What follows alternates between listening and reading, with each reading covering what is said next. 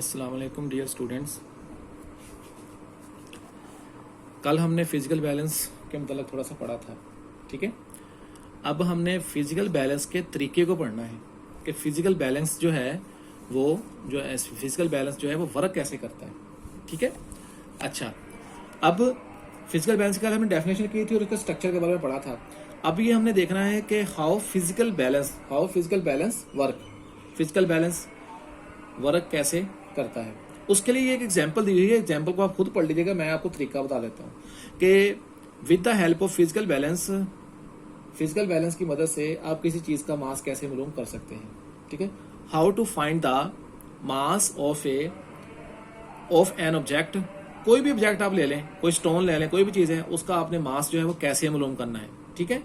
तो उसके लिए सबसे पहला काम जो आपने करना है, ये आपके सामने डायग्राम है, मैं डायग्राम से आपको समझा देता हूँ, फिर आप ये इसकी एग्जांपल जो है बेटा वो खुद देख लीजिएगा, ठीक है। अब इसमें देखें आप मिसाल के तौर पे, कल मैंने आपको इसका स्ट्रक्चर बताया था कि ये दरमियान में एक एडजस्टमेंट नॉब होती है जिसको हम एडजस्टमेंट नॉब भी कहते हैं, एडजस्टमेंट सेक्रियो भी कहते हैं, ठीक है। और एक बीम होता है, एक स्केल होता है, ये एक फलक्रम होता है, फलक्रम के साथ लगा होता है प्लम्ब लाइन, ठीक है। दो पैन्स होते हैं, एक में हमने मास रखना होता है और एक में हमने अननोन मास रखना होता है, ठीक है। बैलेंसिंग सेक्रियोज होते हैं, नीचे लेवलिंग सेक्रियोज होते हैं। तो सबसे पहले आपने क्या करना है कि ये जो प्लेटफॉर्म होता है ना, इसको आपने लेवल करना होता है, इसको आपने क्या करना होता है, लेवल। तो उसको लेवल करने के लिए आप क्या करेंगे, लेवल करने के लिए आप ये जो पेच लगे होते हैं ना, जिसको हम लोग लेवलिंग सेक्रियो कहते हैं, सेक्रियो इंग्लिश में होता है, उर्दू में इसको पेच कहते हैं। ये पेच जो होते हैं, इसको आप जब आपने इसको एक तो आपने इसको रखना है वर्टिकल सतह पे, आपने इसको बिल्कुल लेवल्ड सतह पे रखना है। मेज हो गया, वो ये ना हो कि मेज जो है वो थोड़ा सा तिरछा हो, ऐसे हो या ऐसे हो, वो बिल्कुल सीधा हो, ठीक है। क्योंकि जब बिल्कुल सीधा होगा तभी हम इसको क्या करें, इसके जरिए किसी चीज का बैलेंस कर सकेंगे। अब इसमें यह है कि मिसाल के तौर पे कि आपने इस लेवलिंग सेक्रियोज को आगे पीछे, यानी कि इसको पेज को खोल के आगे पीछे करके देखना है। जब अब आपको कैसे पता चलेगा कि ये क्या हो गया है, ये लेवल्ड हो गया है, उसके लिए ये साथ प्लम्ब लाइन लगा हुआ है, ये ऐसे ऐसे हिलता होता है, ठीक है। ये वाला प्लम्ब लाइन जब ये लेवल्ड हो जाएगा ना, ये प्लम्ब लाइन जो होगा ये बिल्कुल स्ट्रेट हो जाएगा, सीधा हो जाएगा, ये हिलेगा नहीं। तो इसका मतलब है हमने इसको प्लेटफॉर्म को क्या कर दिया है, लेवल कर दिया है, ठीक है। लेवल करने के बाद फिर आपका दूसरा जो स्टेप होता है वो होता है आपने लेवल करना होता है इन पैन्स को। तो पैन्स को लेवल करने के लिए आपने क्या करना है कि ये जो दरमियान में लेवलिंग सेक्रियो होता है ना, आप इसको घुमाएं। और घुमाना कैसे है बेटा, याद रखना, आपने इसको क्लॉक वाइज, जैसे क्लॉक की सुइयां नहीं घूमती 1 से 2, 2 से 3, क्लॉक वाइज इसको घुमाना है। जब आप इसको क्लॉक वाइज घुमाएंगे तो क्लॉक वाइज घुमाने से ये जो बीम है ना, ये ऊपर को उठाएगा। बीम कहाँ चला जाएगा, ऊपर को आ जाएगा, ऊपर को, ये ऐसे करके बीम ऊपर को आ जाएगा। जब वो ऊपर को आ जाएगा तो सारी बात है, पैन भी उठ जाएंगे। जब पैन्स उठ जाएंगे तो अगर तो पैन हिल रहे होंगे, अगर तो पैन्स जो हैं वो हिल रहे होंगे, मतलब ऊपर नीचे हो रहे होंगे, तो इसका मतलब है अभी आपने इसको क्या करना है, अभी आपने इसको बैलेंस करना है। किसको, पैन्स को। प्लेटफॉर्म को तो आपने कर दिया, ठीक है। अब आपने किसको करना है, पैन्स को। पैन मतलब पलड़ों को आपने करना है। तो पलड़ों को करने के लिए सबसे पहला काम तो आप ये करें कि ये जो बैलेंसिंग सेक्रियोज हैं, पलड़ों के ऊपर जो सेक्रियोज लगे हुए हैं, आप इसको खोल लें।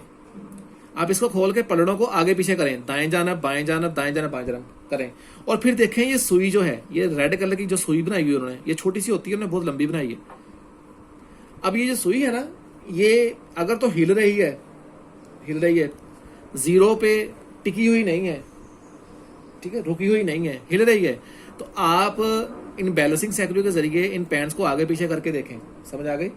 जब इनको आगे पीछे करके देखेंगे तो सबसे पहले आपने जब इनको आगे पीछे करके देखना है, और जैसे ही सुई जो है वो जीरो पे टिक गई, रुक गई, स्टॉप हो गई, तो समझ लें आपने पैन्स को भी क्या कर दिया, बैलेंस कर दिया।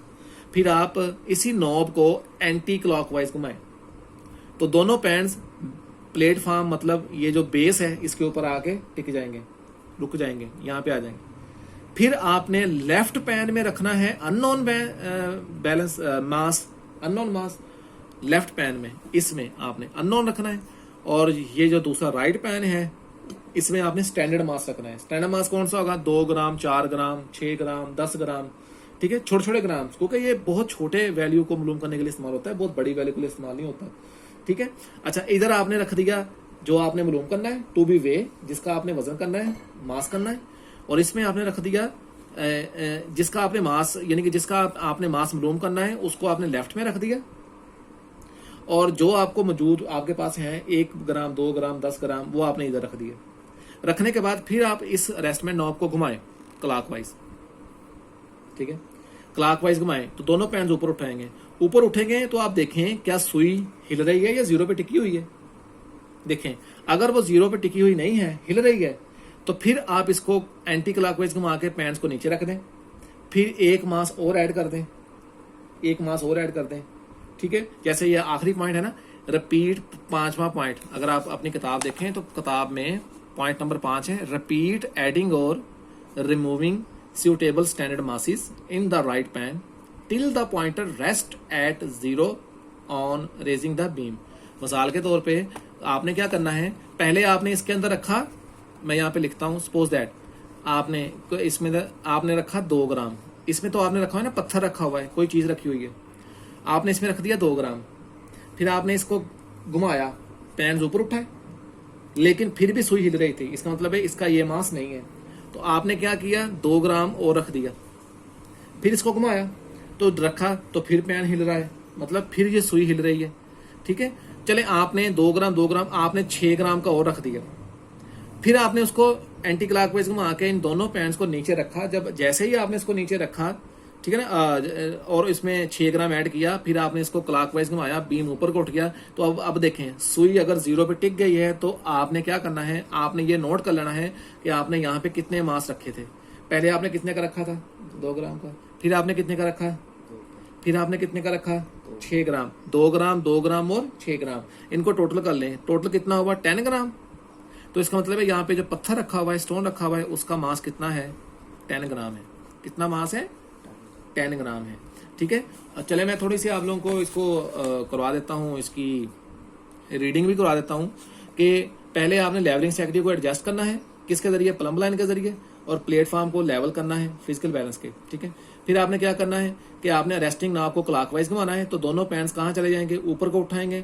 यूजिंग बैलेंसिंग सेक्टिव के जरिए आपने क्या करना है, दोनों पैंस को बैलेंस करना है, ताकि जो पॉइंटर है वो कहाँ पे चला जाए, 0 पे टिक जाए।